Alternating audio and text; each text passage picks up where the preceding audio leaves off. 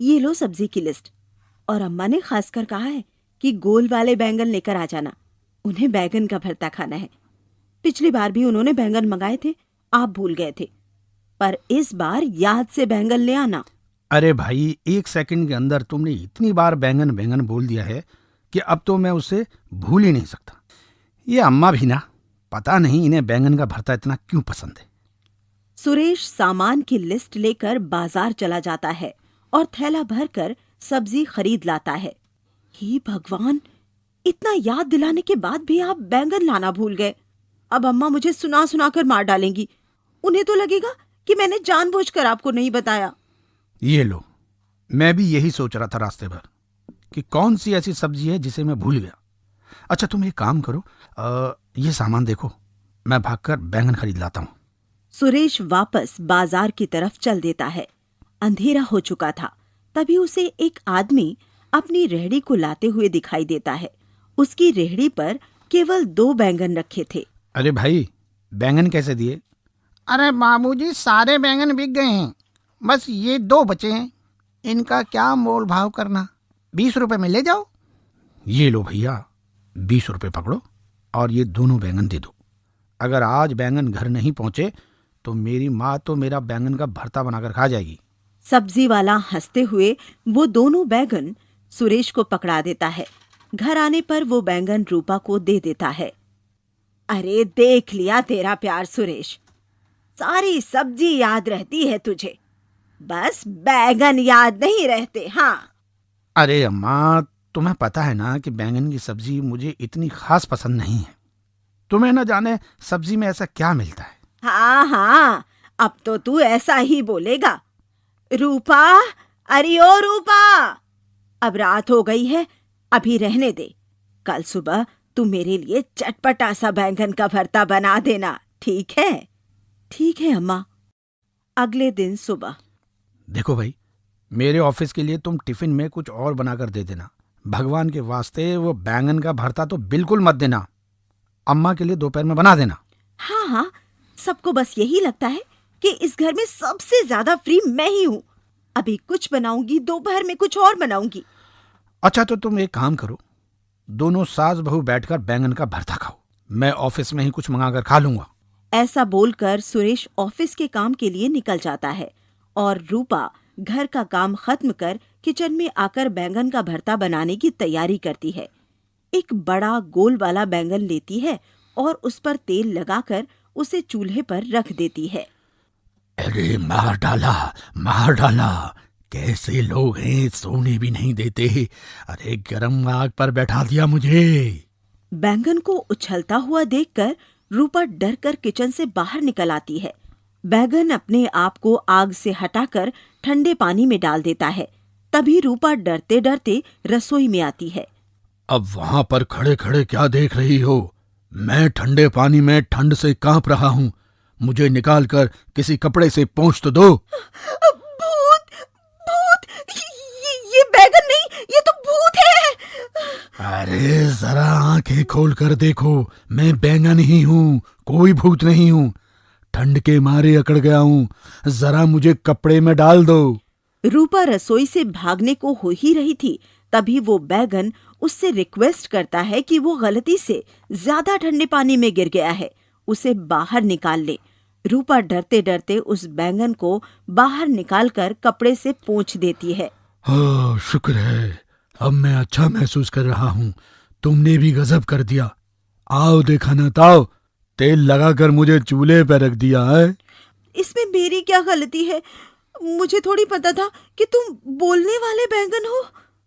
बोलने वाला नहीं, मैं एक जादुई बैंगन हूँ और मैं सब कुछ कर सकता हूँ। बताओ, तुम्हें कौन सा काम करवाना है? फिलहाल तो दोपहर के खाने का समय हो गया है। अगर आज अम्मा को बैंगन का भरता ना मिला तो मेरा भरता बना देंगी। बस इतनी सी बात, तो ये लो। जादुई बैंगन अपने हरे डंठल को इधर उधर हिलाता है। रूपा देखती है कि रसोई में तरह तरह का खाना बना रखा हुआ है, जिसमें बैंगन का भरता भी है। तभी अम्मा रसोई में आती है। अरे रूपा, क्या कोई मेहमान आने वाला है? तूने तो मुझे बताया ही नहीं। इतना सारा खाना और वो भी इतना स्वादिष्ट, लाजवाब। नहीं नहीं अम्मा, मेहमान तो कोई नहीं आ रहा, बस ये तो इस जादुई बैगन ने अपना जादू दिखाने के लिए रख दिया है। जादुई बैगन? अरे तेरा दिमाग तो ठीक है। अरे ये जादू की कहानियां तो मेरे बचपन में मेरी दादी और नानी सुनाया करती थी। आज कहाँ जादू रह गया है? आज तो टीवी चलता है, फोन चलता है, जादू थोड़े चलता है। अरे अम्मा, जादू भी चलता है। सही से देखो, मैं जादुई बैंगन हूँ। बैंगन की आवाज सुनकर बैंगन की तरफ देखती हैं और उछल पड़ती हैं। क्या हुआ अम्मा, तुम तो चौंक गई। देख लिया, अब भी जादू चलता है। ये भगवान, ये मेरी आंखें क्या देख रही हैं? ये तो सचमुच में जादुई बैंगन है। कैसे पटर पटर बोल रहा है। अम्मा, बोल ही नहीं रहा हूँ, बल्कि इतना स्वादिष्ट खाना भी लगा दिया है। जरा खाकर तो बताओ। रूपा और अम्मा खाना खाने बैठ जाते हैं। खाना इतना लाजवाब था कि वो दोनों भूख से ज्यादा ही खा लेती हैं।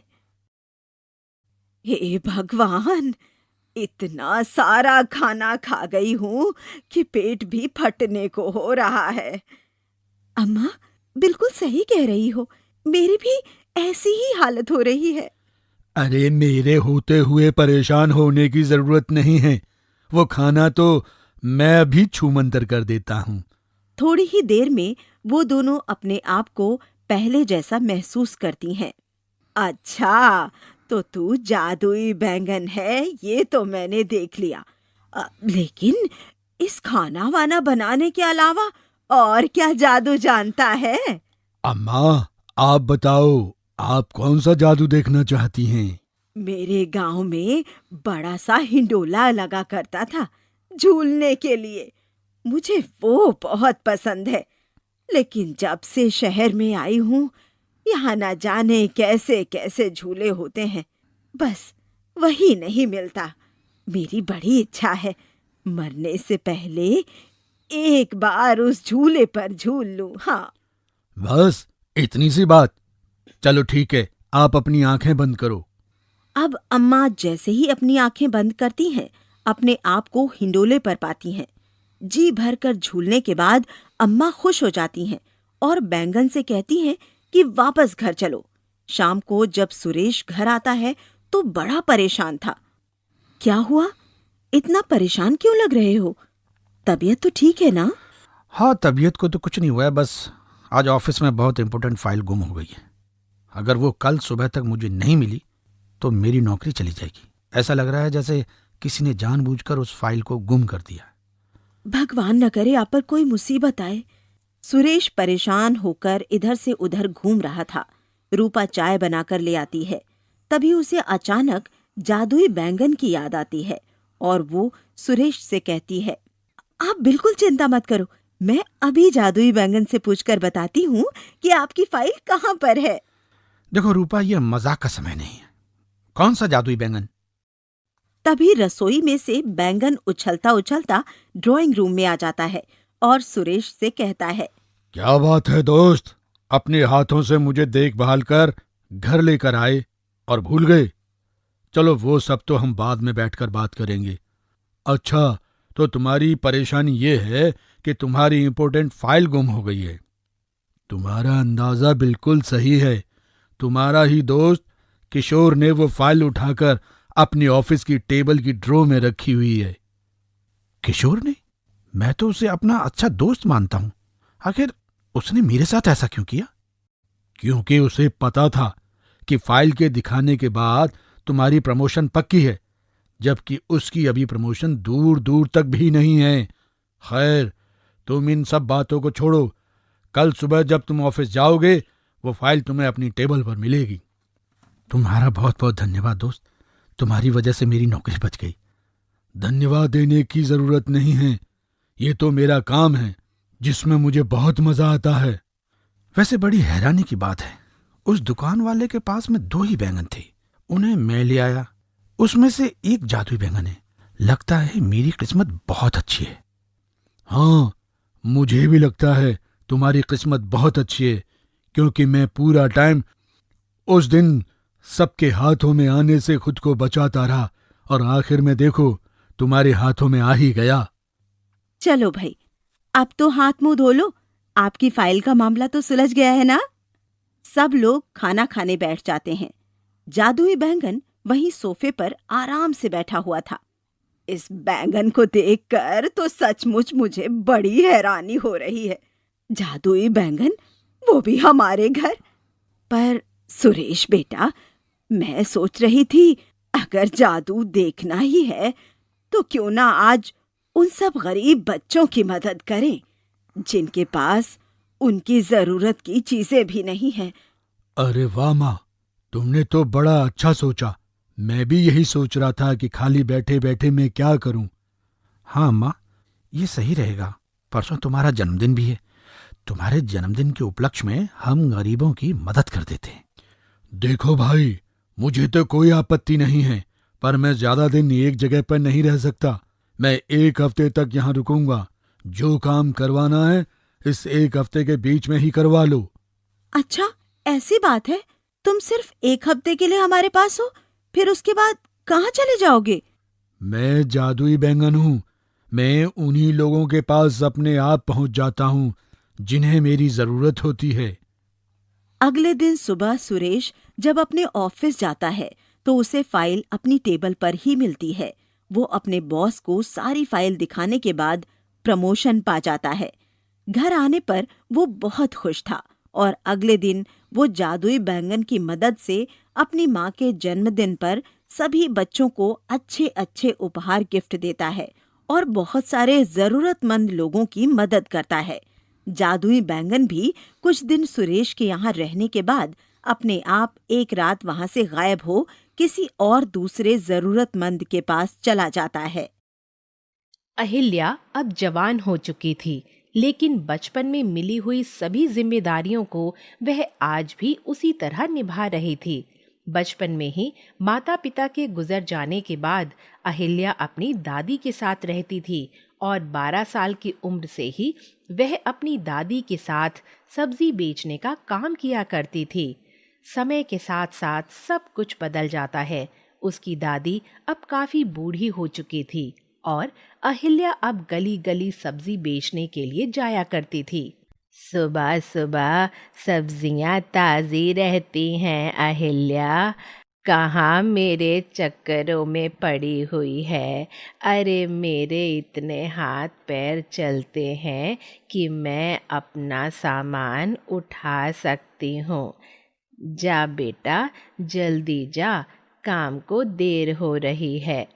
हाँ हाँ, बस करो दादी, मुझे पता है मेरे बाद घर में तुम कितने काम करती हो। चुपचाप यहीं बैठी रहती हो पूरा दिन। तुम्हें पता है मुझे तुम्हारी कितनी चिंता रहती है, इसलिए ये खाना पीना सब मैं यहाँ टेबल पर रख कर जाती हूँ। मेरी प्यारी दादी को किसी भी चीज़ की ज़रूरत हो तो वह उसे अपने पास ही मिले। ना जाने कौन से पुण्य किए होंगे मैंने, जो तेरी जैसी पोती मिली है। अब तो कोई राजकुमार आए और तेरी शादी हो जाए। दादी, अपनी आँखों से वही सपने देखो जो पूरे हो सकते हैं। ये गरीब की कुटिया है, यहाँ कोई राजकुमार नहीं आने वाला। चलो, अब मैं चलती हूँ। अहिल्या अपनी दादी को प्रणाम कर घर से निकल जाती है और सब्जी बेचने के लिए गली गली घूमने लगती है।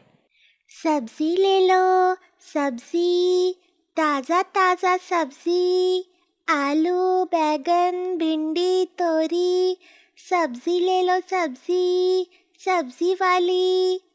अरे ओ सब्जी वाली, जरा इधर तो आ। क्या सब्जी है आज तेरे पास? आपको क्या चाहिए जीजी? मेरे पास तो आलू, बैगन, भिंडी, तोरी, हरा धनिया सब कुछ है। 2 बैगन दे दे, बढ़िया सा भरता बनाना है। अभी लो, इतने ताज़ा बैगन है कि भरता बड़ा मस्त बनेगा। हरा धनिया और हरी मिर्च भी दे दूं क्या?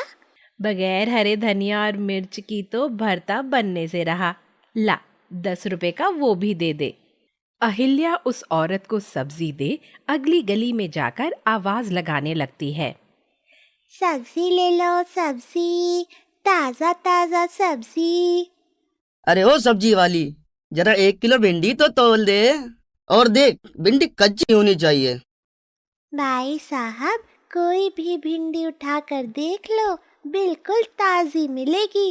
हाँ हाँ ठीक है, 1 किलो आलू भी तोल दो। अहिल्या टोकरी में से निकालकर सब्जियां खोलकर उस आदमी को दे देती है। तभी वहां पर 3-4 औरत और आ जाती हैं और वह सबको सब्जियां देने लगती है। सब्जी वाली, आज बड़ी देर से आई है तू। मैं कब से तेरा इंतजार कर रही थी। घर में मेहमान आने वाले हैं और आलू तक नहीं है घर में। ऐसा कर, जल्दी से 1 किलो आलू, हरा धनिया, हरी मिर्च और 1 किलो बैगन भी तोल दे। अरे जीजी, बैगन तो एक ही बचा है, आप कहो तो दे दूं? ना ना, रहने दे। तेरे एक बैगन से मेरे इतने बड़े कुनबे का भोजन नहीं बन पाएगा। औरत सब्जी लेकर घर के अंदर चली जाती है और पैसे लाकर अहिल्या को दे देती है। अहिल्या अपनी चुन्नी के कोने को खोलकर उसमें पैसे बांध लेती है और चलते चलते जब वह काफी थक जाती है तो एक मंदिर के बाहर बैठ जाती है। चलो, भगवान का शुक्र है, आज सारी सब्जियां हाथों हाथ निकल गईं। अब ये एक बैगन बचा है। मैंने सुबह ही एक बैगन की सब्जी बनाई है, अब तो मन भी नहीं कर रहा। ऐसा करती हूँ, यहाँ मंदिर में रख देती हूँ, पुजारी के काम आ जाएगा या वो किसी और को दे देंगे। यह सोचकर अहिल्या बैगन को लेकर मंदिर में भगवान शिवलिंग के पास रख देती है। तभी उसे आवाज सुनाई देती है। भगवान के दर्शन हो गए मुझे तो। क्या ओहो भाग्य पाए हैं मैंने। धरती पर आने के बाद कभी सोचा न था कि इस तरह मंदिर में आकर भगवान के दर्शन करने को मिलेंगे। अहिल्या, तुमने तो मेरा मन खुश कर दिया। मांगो तो सही, क्या चाहिए? हे भगवान, ये मैं क्या देख सुन रही हूँ। सब्जियाँ भी कभी बोलती हैं। जरूर बैगन के अंदर कोई भूत होगा। नहीं नहीं नादान लड़की, मैं तो ये जादुई बैगन बोल रहा हूँ। मैं एक जादुई बैगन हूँ और आज तुम्हारी वजह से मैं आज मंदिर में भगवान के दर्शन कर पाया हूँ। मैं सब काम कर सकता हूँ। मुझे उठा लो अहिल्या, अपने घर ले चलो। आज के बाद मैं तुम्हारे साथ रहूँगा। तुम्हें जिस भी चीज की जरूरत हो मुझे बताना। तभी अहिल्या देखती है कि एक बूढ़ी औरत मंदिर में आती है और भगवान के आगे हाथ जोड़कर रोने लगती है। कितना तिरस्कार करवाएगा भोलेनाथ। 2 दिन से भूखे घूम रही हूँ। जिसके दर पर जाती हूँ सब मुझे लताड़ देते हैं। तूने मुझे इस धरती पर भेजा है, तू ही मेरे जलपान का प्रबंध कर, वरना तो मैं तेरी चौखट पर अपना सर पटक पटक कर मर जाऊंगी। ऐसा तो ना कहो बूढ़ी माँ, भगवान के दर पर आकर भी इतना अविश्वास। दुनिया जहाँ से ठोकर मिल सकती है, लेकिन यहाँ भगवान के दर से नहीं। लगता है ये बूढ़ी अम्मा काफी दुखी है। इन्हें कई दिनों से खाना नहीं मिला है और ना ही इनके पास पैसे हैं। बहू बेटा ने घर से निकाल दिया है। हे भगवान, ये कौन बोल रहा है जिसने मेरे जीवन का चित्रण कर डाला? बूढ़ी अम्मा, मैं बोल रहा हूँ जादुई बैगन। अब तेरे सारे दुख के दिन बीत गए हैं। अब तू अपनी उस झोपड़ी में चली जा जहाँ तेरा बेटा बहू ने तुझे रहने के लिए दी है, और शाम को चमत्कार देख। फिलहाल तो तू पेट भर कर खाना खा, तू बहुत कमजोर लग रही है। देखते ही देखते वहां एक भोजन की थाली आ जाती है, जिसमें दाल, चावल, रोटी, सब्जी, दही और मीठा भी था। अहिल्या तो हैरान थी। वह बूढ़ी काकी भी बड़ा हैरान थी। वह भोजन करने लगी और अहिल्या और जादुई बैगन को आशीर्वाद देकर वहां से चली जाती है। जादुई बैगन के कहने पर अहिल्या उसे अपने साथ घर ले आती है। उधर शाम को बूढ़ी काकी की झोपड़ी में, हे भगवान, ये मेरा छोटा सा बक्सा इतना चमक क्यों रहा है? वह डर कर जैसे ही अपने उस छोटे से बक्से को खोलती है, हैरान हो जाती है। वह सोने से भरा हुआ था। तभी झोपड़ी में निकलती हुई रोशनी को देखकर उसके बेटे और बहू वहां आते हैं और बुढ़िया को सोने के साथ देखकर उसके पैर पकड़ लेते हैं। अरे माई, मुझे माफ कर दे। चल यहाँ झोपड़ी से, अब तुझे यहाँ रहने की जरूरत नहीं है। तू अब हमारे साथ रह। हाँ माई, हमारे साथ रह।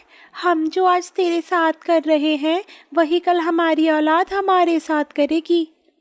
अगर तुम सच में पश्चाताप से चलकर यहाँ आए हो तो मैं तुम्हारे साथ चलती हूँ। हाँ, अगर तुम इस सोने के चमक को देखकर मेरे पास आए हो तो यह सोना ही काफ़ी है। मैं तुम जैसा बेटे और बहू और भी बना लूँगी। बूढ़ी औरत मन ही मन जादुई बैंगन को धन्यवाद देती है और अपने बेटा और बहू के साथ उसके बड़े घर में चली जाती है।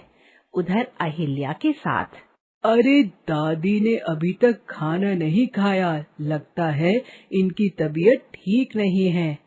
दादी, ओ दादी, क्या बात है? तूने आज सुबह से खाना क्यों नहीं खाया? क्या करूं बिटिया, आज बिल्कुल भी मन नहीं था खाना खाने का। सुबह से बड़ी घबराहट हो रही है। बस भगवान से प्रार्थना कर रही थी कि मुझे इतनी जल्दी मत उठा। अभी तो मुझे तेरे हाथ भी पीले करने हैं। अरे दादी, हाथ पीले होते हुए तो तुम तब देखोगी ना जब तुम स्वस्थ रहोगी। चलो बैठो, जल्दी से खाना खाओ, मैं तुम्हें बिल्कुल ठीक कर दूंगा। तभी जादुई बैगन से रोशनी निकलती है और अहिल्या की दादी की चारपाई के चारों तरफ घूमने लगती है। देखते ही देखते उनके शरीर की सारी बीमारियां खत्म हो जाती हैं। हे भगवान, ये तो जादुई बैगन है, इसने तो कमाल ही कर दिया। अब मुझे बहुत अच्छा लग रहा है। मैं अपने आप को जवान और तरोताजा महसूस कर रही हूँ। चलो दादी, अब जल्दी से खाना खाओ। तुम्हारी पोती भी सुबह से भूखी ही घूम रही है। वह दोनों दादी पोती खाना खाने बैठते हैं कि तभी दरवाजे पर दस्तक होती है। इस समय हमारे घर कौन आया होगा? दरवाजा खोलूंगी तो पता चलेगा ना दादी। तुम बैठो, मैं देखती हूँ। अहिल्या दरवाजा खोलती है तो देखती है सामने एक बड़ा ही सुंदर सजीला नौजवान खड़ा हुआ था। मेरा नाम प्रकाश है, क्या मुझे पीने के लिए पानी मिल जाएगा? आ जाओ प्रकाश, आ जाओ, मैं तुम्हारा ही इंतजार कर रहा था। अरे तुमने तो मेरी बात का बुरा ही मान लिया था। तुम्हें पता है मैं तुम्हें कहाँ कहाँ ढूंढ रहा था, और एक तुम हो जो यहाँ बैठे हो। जादुई बैगन और प्रकाश को बातें करता हुआ देखकर अहिल्या और उसकी दादी हैरानी से दोनों की तरफ देख रही थीं कि तभी प्रकाश दौड़ कर आता है और बैगन को उठाकर गले से लगा लेता है। तो मैं क्या करता, घर छोड़कर ना आता तो? तुमने उस दिन कहा कि अगर तुम कोई मेरे लिए लड़की ढूंढ सकते हो तो ढूंढो, तो मैंने तुम्हारे लिए एक अच्छी और सच्ची और सुलझी हुई लड़की देख ली है। अरे तुम दोनों तो लगता है एक दूसरे को जानते हो। आपस में क्या खिचड़ी पका रहे हो, जरा हमें भी तो बताओ। ये प्रकाश है, मैं इसी के पास ही रहता हूँ। हम बहुत पुराने दोस्त हैं। प्रकाश के माता पिता चाहते हैं कि उसकी शादी एक बड़ी ही समझदार लड़की के साथ हो जाए, लेकिन वे ऐसी लड़की ढूंढ नहीं पा रहे थे। मैंने प्रकाश से कहा, तुम अपने लिए खुद एक लड़की ढूंढ लो। तब इसने गुस्से में कहा कि अगर तुम्हें ढूंढनी है तो ढूंढ लो। फिर मैं गुस्से में वहाँ से गायब हो गया और अहिल्या के पास आ गया। अहिल्या एक बहुत ही प्यारी लड़की है और प्रकाश, मैंने तुम्हारे लिए अहिल्या को पसंद किया है। ये सुनकर अहिल्या शर्मा जाती है। प्रकाश अहिल्या को ध्यान से देखता है तो वह अहिल्या को अपना दिल दे बैठता है। दादी माँ, अगर आपकी इजाज़त हो तो क्या मैं अपने माता पिता को यहाँ बुला सकता हूँ? वह दोनों आपसे मेरी शादी की बात कर लेंगे। मेरी अहिल्या की तो किस्मत जाग गई। हाँ हाँ बेटा, क्यों नहीं, मैं भी अपनी पोती का विवाह करना चाहती हूँ। प्रकाश अहिल्या से पूछता है और अहिल्या भी हाँ बोल देती है। फिर प्रकाश वहाँ से चला जाता है और जादुई बैग